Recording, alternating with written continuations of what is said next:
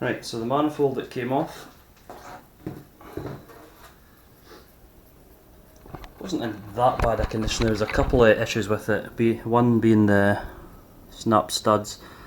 I tried for about 10 minutes to get these out, but they were solid. I tried heat, stud removers, but no, they weren't coming. Also had an issue with the lambda sensor. Started to round, I tried again, heat, special socket that goes over, and it was giving me a bit of hassle. On top of that, it had some of these snapping off before, so I made the decision, because I've got so many other things ongoing now, to make my life a bit easier and just look for a replacement. If I'd spent a bit of time on this, yeah, I could have done it, but the key there was time. I didn't have the time, I've got too many other things and I want to get this car running. So, done a bit of research on eBay, asked a few questions about one and decided to go for it. So this was £43. And this is what I got sent. So the people on the Facebook group have already seen this. This is a terrible state. Threaded, stripped here. Looks like it's been sitting for a while. Looks like the rust had a good chew at this. Held on by one rusty stud. This was no good to me, so I got in touch with the company, got them to take it back as it wasn't described, or I say take it back. They agreed to send another one, and I apologised profusely for sending this paperweight. Then I was waiting a few more days, chasing up, and apparently the one they sent got lost with the Royal Mail. So that put a delay on of a week and a half. And then they decided to give me a refund. So yep, I got my money back. I got this part here, and I decided, right, I'll give it another go with another company. Tried again.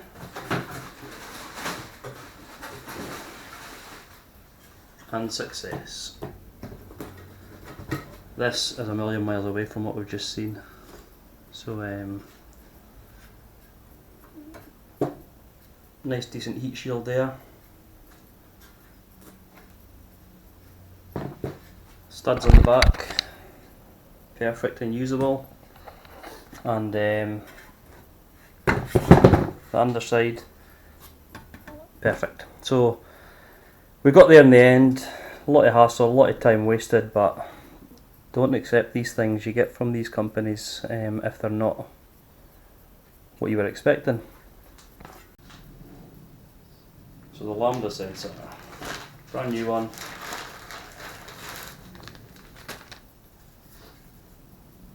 Check it's the right one you've got, the right fitting, which I have.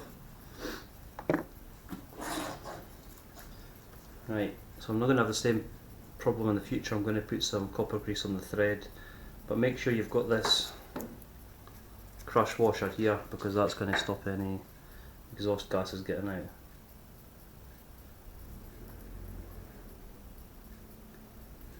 Obviously I'm be careful not to get any on the actual end here, just the threads.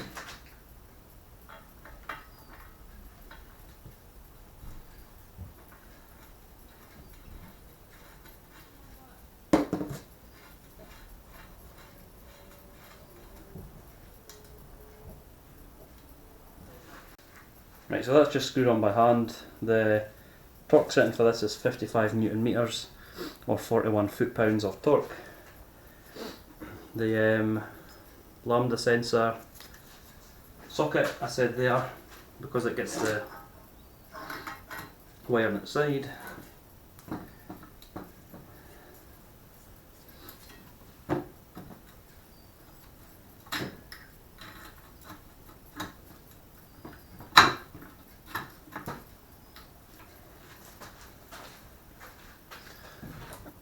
So I've set this to 55 or 41 if you're old school.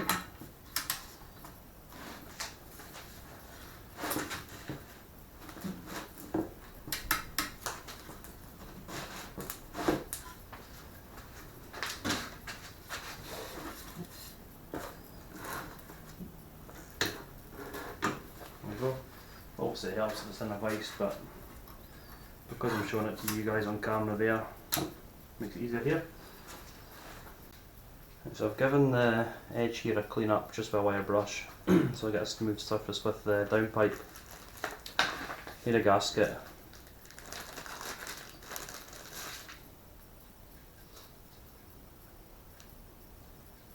Basically sits on there. What I also wanted just to get a good seal was a silicone sealer to go around, so when it pushes it, just if there's any tiny leaks, this just seals it. So funny story, went into Halfords, spoke to the first guy I seen, said do you have any silicone for a car exhaust system? He just laughed at me. He says, "Oh, don't be silly. Silicone would melt on an exhaust system," and gave me a strange look and walked away. So I was like, well, it's obviously going to have to be high temperature silicone for that purpose. So went to the back of the shop where I expected it to be, and yep, there it was. It's this stuff here, high temperature silicone for this purpose. So I picked that up. On the way back, I seen the guy. I says, "This is the stuff I was looking for. Shouldn't melt as it's for purpose," and he just looked at me.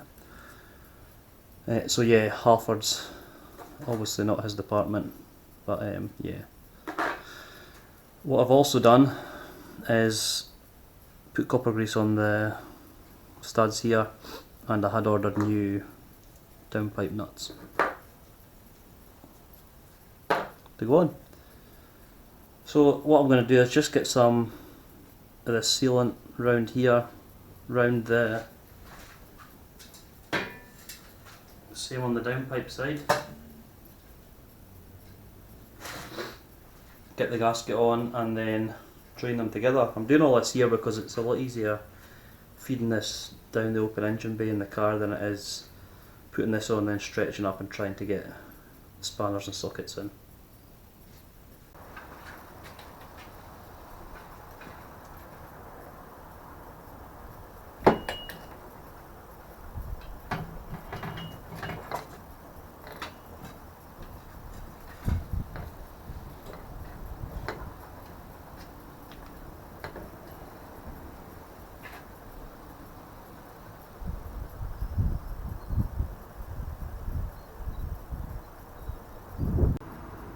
So you've seen that, I tried to get in that way thinking it would be easier access for the downpipe, but no, it wasn't going, certainly not with a ramp. So what I've done is I've just put the downpipe there.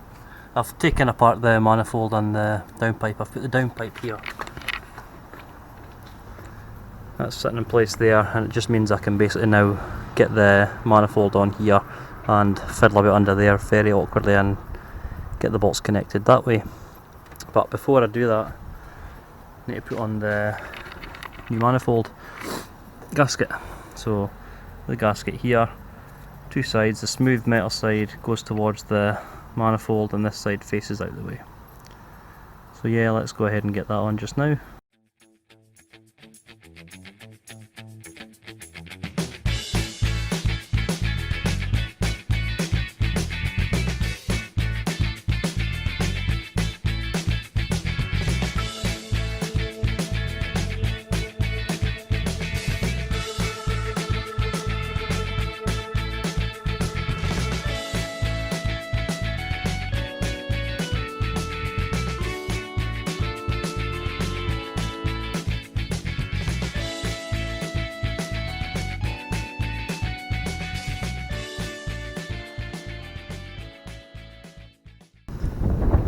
So the downpipe is attached, the three nuts are attached.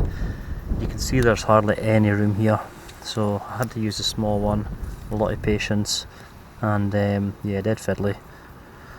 I've also done the two end bolts for the manifold, so they're the same torque setting as here, 22 Newton meters, 14 foot-pound for basically all the studs on the manifold and the downpipe. Obviously I can't get in there with a torque wrench, but I know roughly what 22 Newton meters is, what it feels like to tighten to. Right, the last part is, don't forget to connect the lambda sensor. It only goes one way.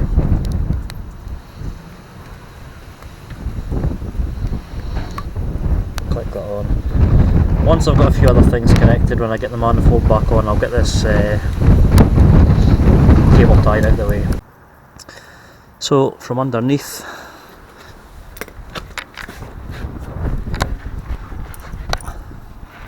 we're just going to go back to when it came off. So we've got the, I say we, I keep saying we, I mean me, I've got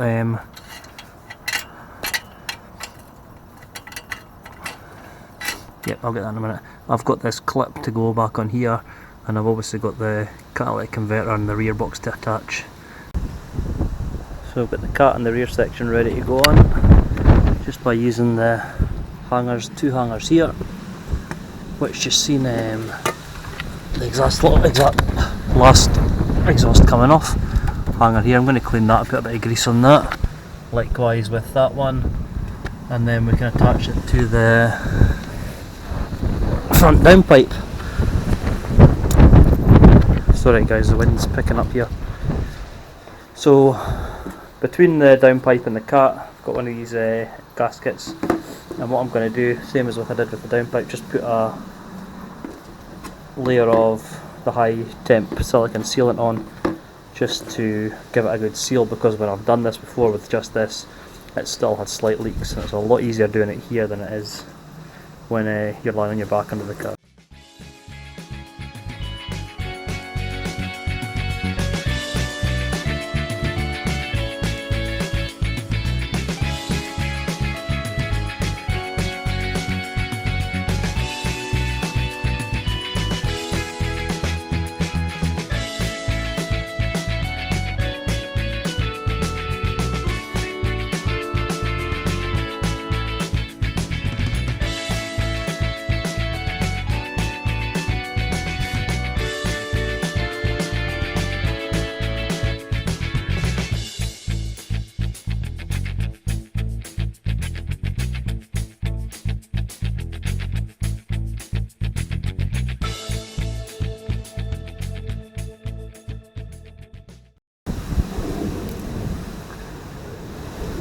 So I've tightened the exhaust up, but it's a terrible fit, and this is the problem with aftermarket parts. I'll just let you have a little look. At some point I did want to put a big sporty exhaust on this, but at the moment it was just down to everything else I was spending, so I went for the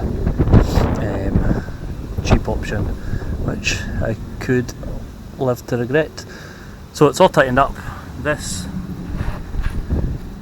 should be hanging down here. This is actually touching the boot, so the heat off that is just going to melt through that. This hanger here is nearly stretched to capacity, and it's hanging far too low down there, and you can see, if you can see along, the light's not the best unfortunately, you can see along there, it's just a terrible fit, really terrible. Right, after a lot of fettling, I've managed to get a better fit. This needs an end tailpipe to make it look not so, what's the word, stupid. So yeah, just I took the joint between the cat and the rear pipe off, moved it about, and just play about with these quite a lot. Like I say, if it's a genuine part or if it's a more expensive part, you won't have as much problem, but this is just a cheap part and you always have these problems because they're aftermarket parts. Same with panels, but yep, fiddle it about. It'll do the job for just now. I might still have to make adjustments depending on when it's on the road. There's not much clearance here and I don't want to hit off anything, so it's just a case of playing about with it a bit and getting it right.